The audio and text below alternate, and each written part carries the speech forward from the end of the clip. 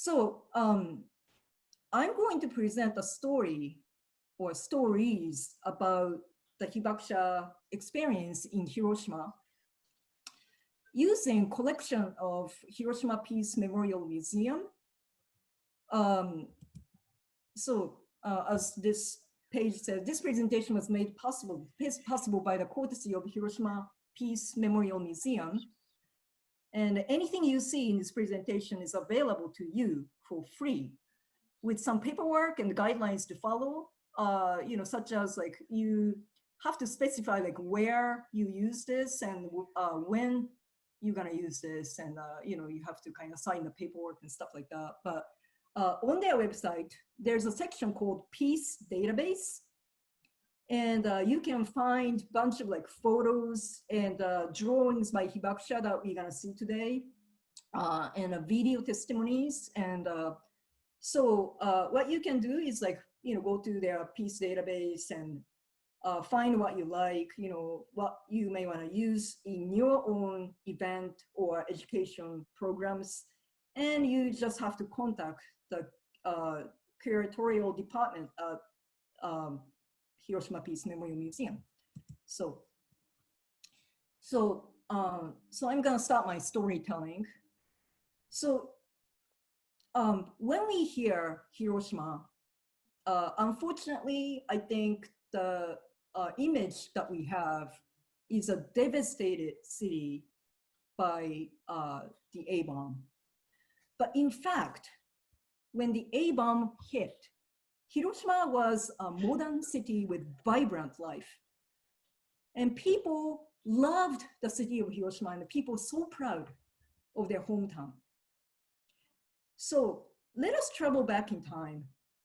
And I'm gonna bring in this short video to show you in 1935, how the city of Hiroshima looked like.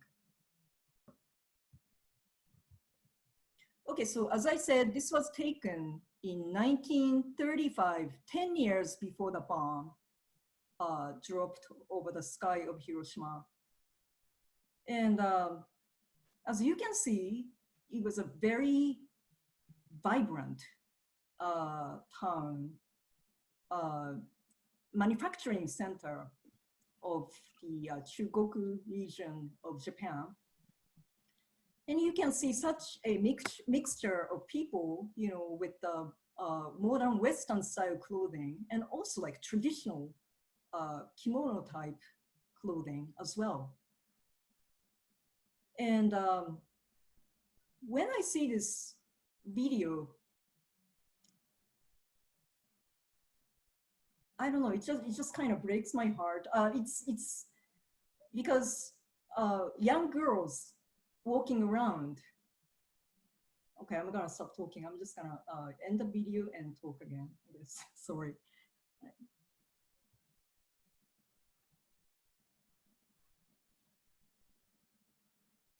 Okay.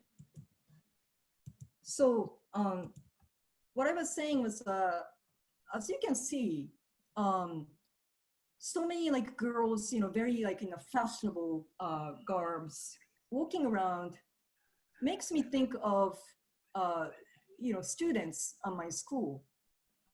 And when I was studying there, I often think about like what it must have been like, because these were ordinary girls.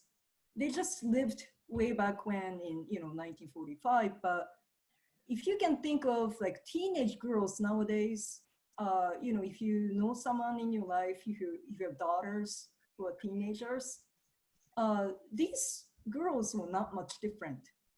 Of course, that was a wartime, so things were short. Like they didn't have a lot of things, but because like they wanted to be fashionable, they did things like with the inside of their kimono, they may get like a little remnant of fabric, which is like colorful, with the colorful patterns and stuff like that, and they sewed it onto their kimono so that they can just kind of experience a little bit of their individuality in wartime. So they were like ordinary girls. who liked chatting with friends and stuff like that, hanging out, and this happened. So I wanted to show you the contrast of the vibrant city and this devastation that happened after the bomb. And this was photographed by the US Army. Most photos that we see nowadays, were taken by the US Army because, as you can imagine, like there was no one who can take pictures, no Japanese can take pictures these days in that devastated city. So now I'm gonna take you through the stories of Hibakusha. So many people talk about Pika Don. Pika means flash and dawn is the blast. So, but some people talk about, they didn't actually hear the dawn, the blast. They just saw the flash of light, which was so bright that they were engulfed in this flash. So this person, Shiro Tsukihara, was age 16 at the time of the bombing. And he painted this picture when he was age 73.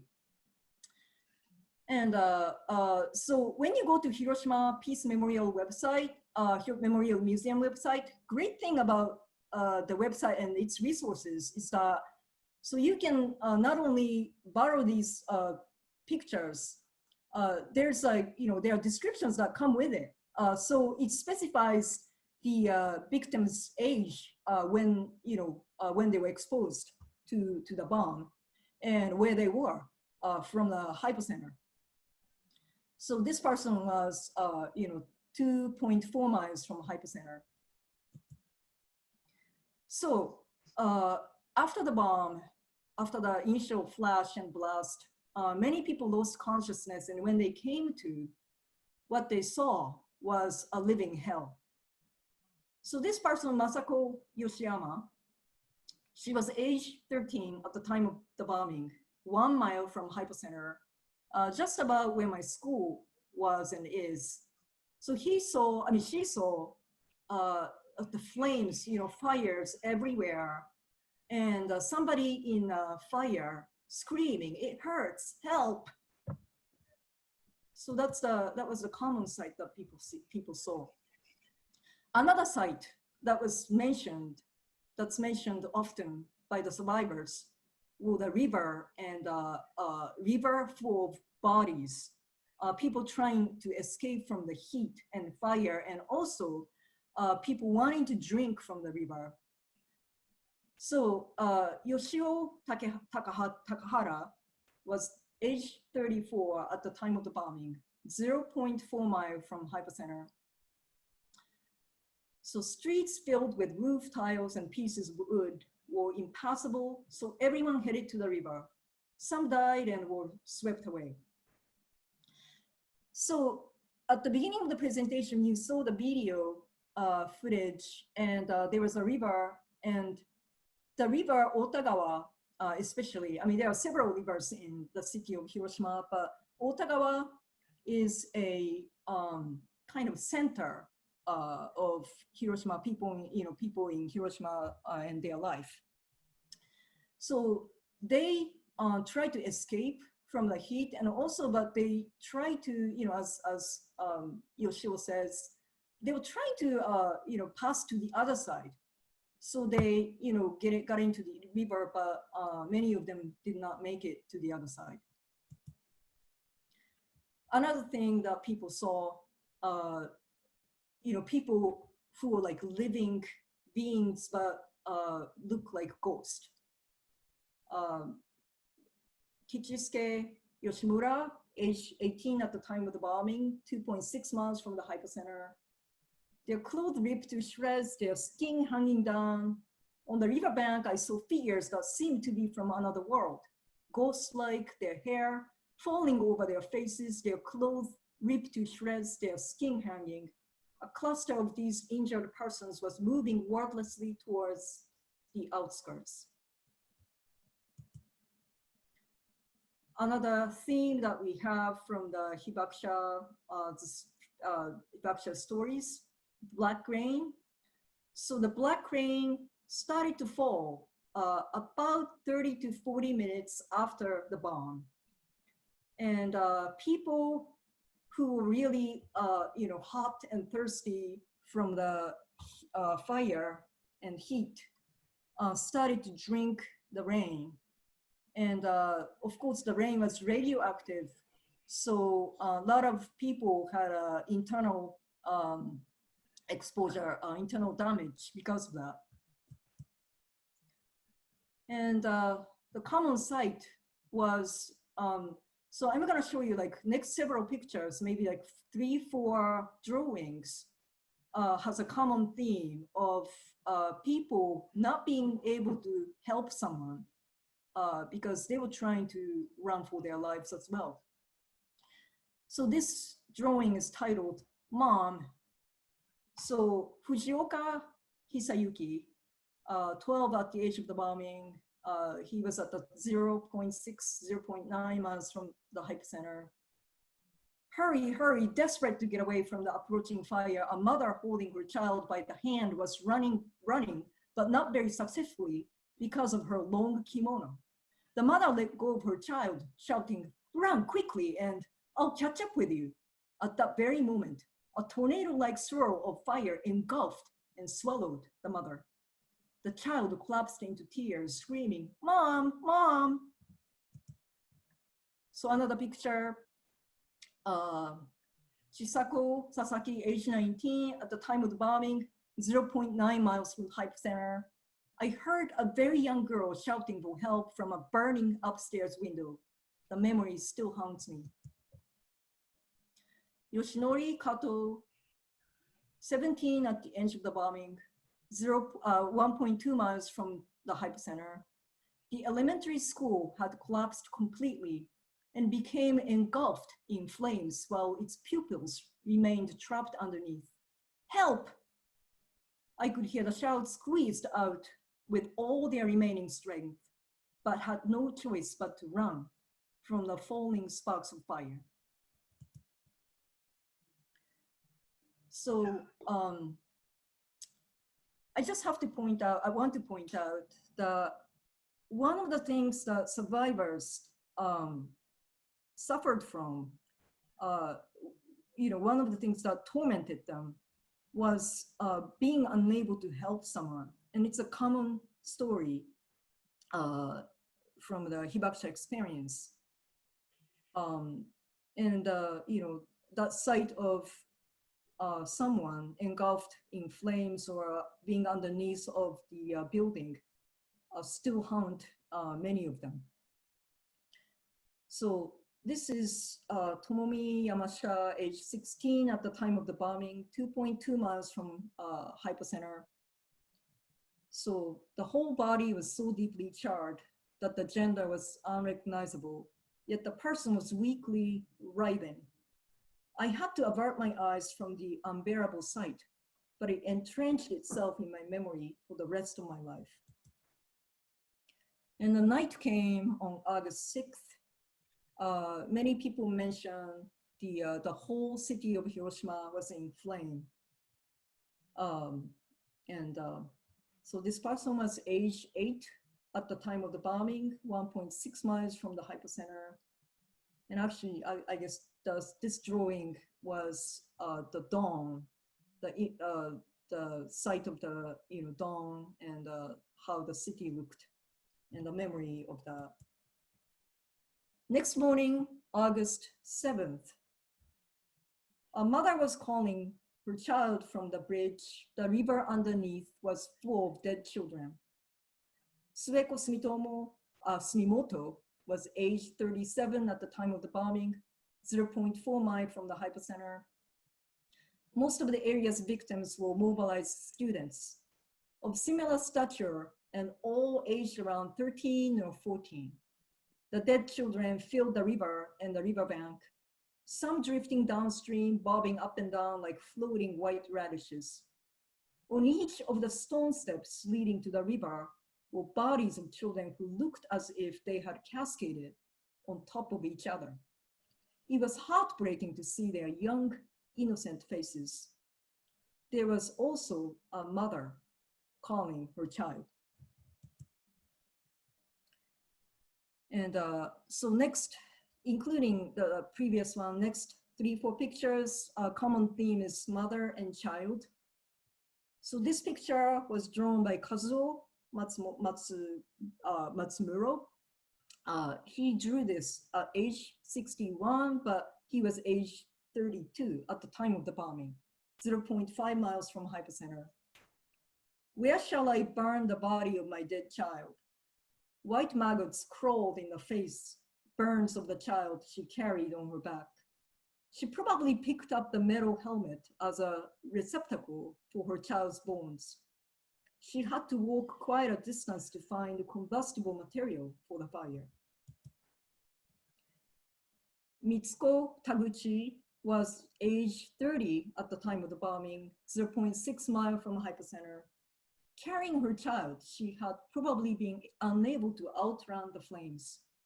Her hair was standing on end.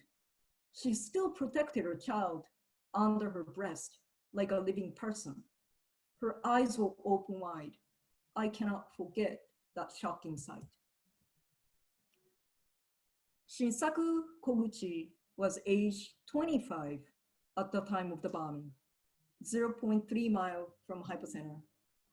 Seeing the dead child made me see how the mother died. I could imagine the cries of pain, how they must have loathed to die. The story of death narrated by the pair froze my faculty to think. Stupefied, I stared at the bodies. I apologized about human sinfulness to no one in particular. I simply could not leave without burning myself with a portion of this agony. So another thing that's very common among hibakusha, the victims and survivors of the A-bomb experience, is their guilt and this enormous sense of loss of humanity that they experienced on that day. So they witnessed something that's just unthinkable for humans to do on another human beings. And also, again, being powerless in the situation really, gravely pained them.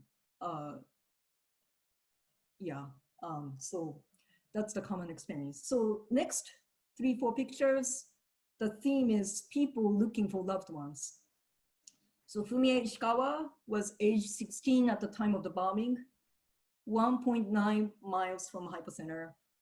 I went around looking closely at anyone who had a build similar to my younger brother. I found one of his friends, Ben, passed away at the entrance, but my younger brother wasn't there. Hisako Murata was age 29 at the time of the bombing, 3.1 miles from hypocenter. Dead children were laid in rows underneath straw mats on the veranda of a temple. And an injured mother, looking distraught, was turning the mats over one by one in search of her child. Kiyomi Kono, age 14 at the time of the bombing, 0.9 miles from hypocenter. Corpses piled like lumber on the circular flower bed in front of the entrance to the Red Cross Hospital. Corpses of first and second year junior high students had been piled on each other like lumber. They had no sign of injury or burn. Their name tags read Second Hiroshima Junior. So these are the last 2 pictures on August 8th. So basically, just dead bodies after dead bodies on the street, and people remembering these sites.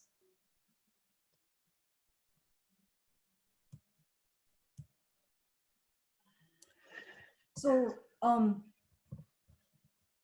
I'm just gonna switch to myself, and actually, I'm realizing that like I spent so much time like going through that picture. We're running out of time, and I prepared so many things for you. But the point of this presentation. So I'm not gonna go over all of them today, but what I wanted to say is that you can use this kind of resources. And I'm not going to show this to you today, but there are video recordings, video testimonies of hibakusha available for free as well.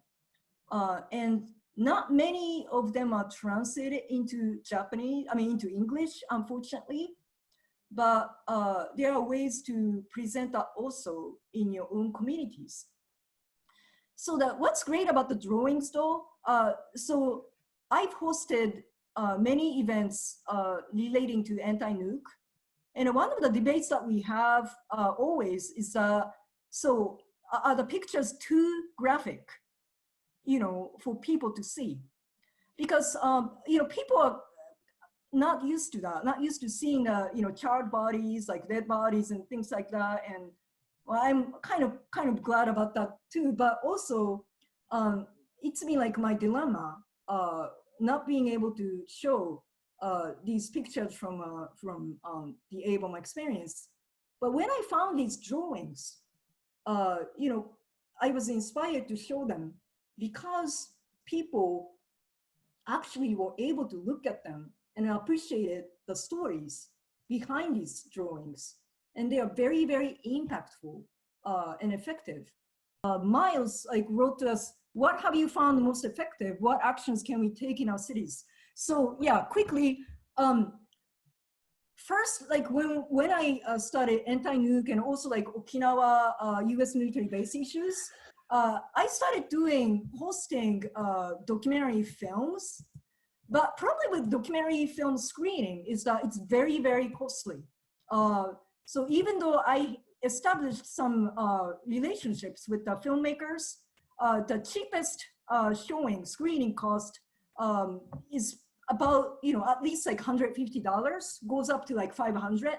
And that's really not affordable. I can't, do that. But so, things like the drawings by hibakusha actually is, I think, very, very effective. And it doesn't cost you anything.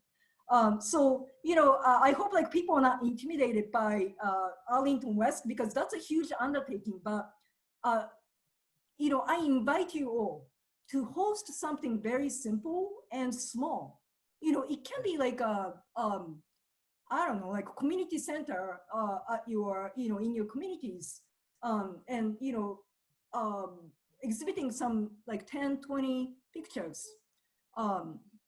And you can do that. And, so yeah, I think what I'm trying to say is visual presentation, I think is the most effective. You can, read about testimonies of hibakusha as well. Actually, I posted a link to that also. You can read some testimonies from my school alumni and stuff like that too. But two things before we close. So I just want to say so my invitation to you. So my dream, my ultimate dream is no nukes from the world. We're gonna get rid of nukes from the world. But before we get there, I want this to be an everyday conversation. It has to be something that we talk about every day, not only in the month of August, so that we know, everyone knows that nuclear weapons are really not a viable option for anything, okay? It's you can't use that. And so that's one. But I quickly wanted to answer this very important question from Jerry Condon. So yeah, I will say more about relationship between nuclear power and nuclear weapons. So really, in Japan, it's being established why we have so many nuclear power plants in Japan, in that tiny little island, is because it was like it was at the urging of the U.S. government. It's a known fact that after the war, people, I mean, they wanted us to have nuclear power plants because so that we can be nuclear weapons ready. So some sources tell us that Japan actually is nuclear weapons ready, meaning that we can build nuclear weapons in 6 months if we wanted to. So even though like people, some people talk as if they are two separate things. As I said at the very beginning of the presentation, the good nuclear and bad nuclear, and they actually kind of join at the hip. So that's what I wanted to say. I think about a year ago when the U.S. wanted to sell the nuclear power plant technology to Saudi Arabia as well.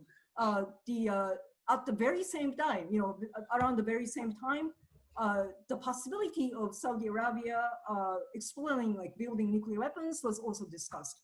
So you can really clearly see the link between the two.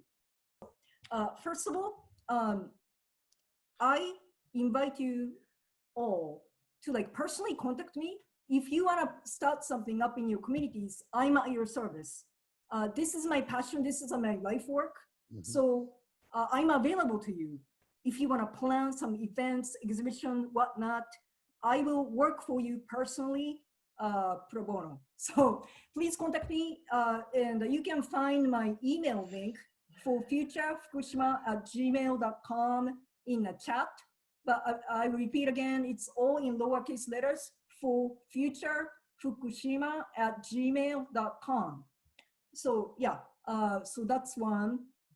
And before we close, I'm sorry that we couldn't bring up my friend Michiko Kato today. She actually passed away in January of this year, January 10th of this year. She was a Fukushima evacuee survivor, fellow activist, dear friend, a mother, the most courageous person that I ever known in my life.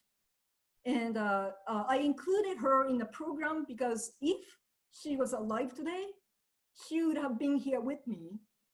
And I had a video footage of her, but couldn't play it because I ran out of time. But so, it's actually, so all the hibakusha from Hiroshima and Nagasaki are getting old, and they are, unfortunately dying.